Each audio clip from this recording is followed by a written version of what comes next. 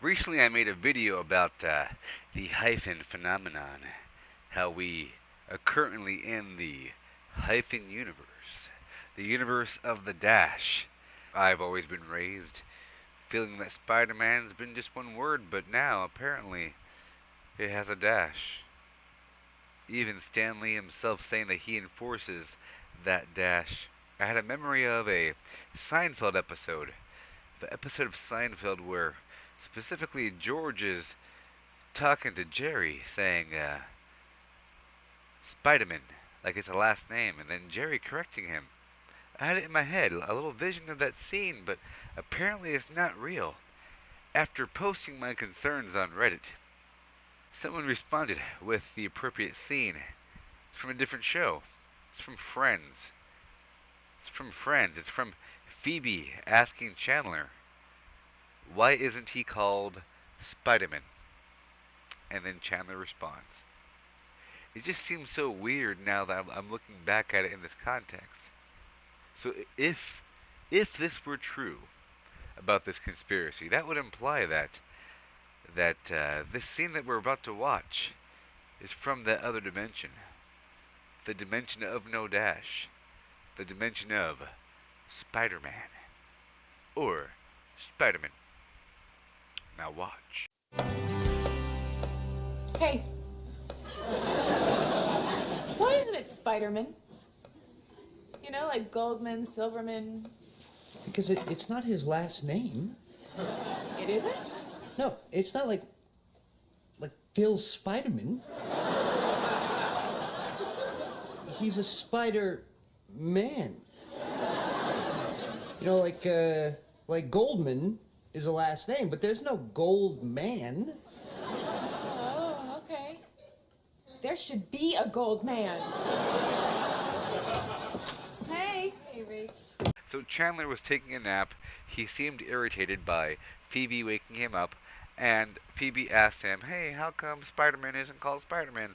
And he says, "Because I said so, and so does everybody else," is basically what he said. It's because you say this for superheroes are called Spider-Man.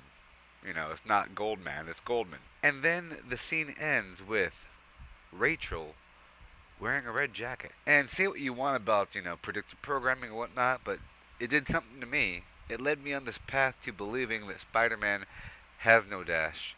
And their images were replaced by a different show, Seinfeld. It was a different layered, deep thing. It's very strange.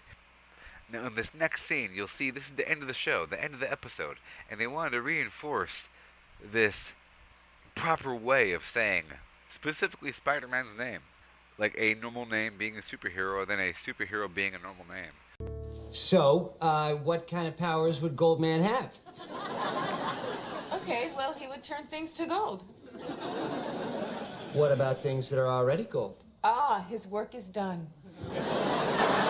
Okay, I have a friend, Jimmy Tupperman. What would his powers be? Tupper Man. He would keep criminals fresh until the police came. They used the example of Goldman and turned it into Goldman, saying what sort of powers would the name Goldman, have? And then Phoebe mentions the name Jimmy Tupperman, a specific person with the last name Tupperman.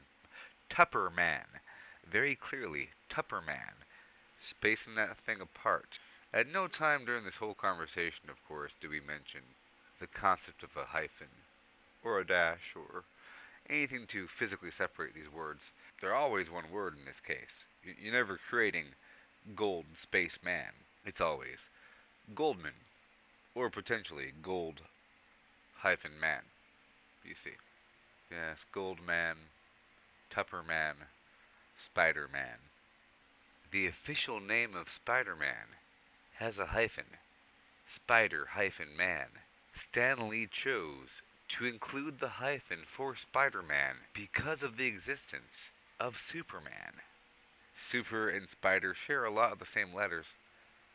You know, you look at Spider, you could abbreviate Spider as SPDR, maybe. And you have Super, abbreviate that to like SPR. You know, maybe even spider could be abbreviated to SPR as well. It's the nature of the word spider and the word super. Superman is a Superman. But Spider-Man, what is a Spider-Man? That would mean spider is like a state, the state of the spider, a state of being, where you are one with the spider. You share many attributes of the spider. Maybe that's also why they want to put the hyphen in there, so that it's not a word, it's just a description. It's a spider and man together equals Spider-Man, hence the hyphen in there. Also, one more thing I wanted to note here. You got Spider-Man, you got Superman, okay? Superman's name is all one word, it's all together, all unified, and beautiful. It's just one strong name. And it's like a big hill, concave, like that. But Spider-Man, he's kind of like it's like a spider icky sort of concept, you know? Spiders. It's already kind of bad, and kind of weird, stigmatized in the name itself, and it has that dash that's already like compartmentalized. Then you get that web symbol, which is very compartmentalized. You got like the 8 legs. It's very weird and branchy. The pattern on his suit, he has this weird pattern all over his suit. It's not a unified thing. And the name is convex. It's like a valley. It's like a crack. If you notice that, the name is usually convex. I'm pretty sure it's secretly reinforced by Stan Lee. And that's why I see that the case goes on. The case of the hyphen. And now we have this concave, convex, almost like Spider-Man and Superman are purposely some sort of opposite nature to one another. Like the whole idea. Spider-Man's frail and weird and wormy and sticks to walls while Superman flies. Spider-Man uses weird tethers and he's using tethers, like a rope, whereas Superman is free. I don't know if there's any sort of deeper philosophy here, but it's very strange indeed. It makes you kind of wonder. Well, thank you for watching, and as always, like and subscribe. The Big Bobberty way.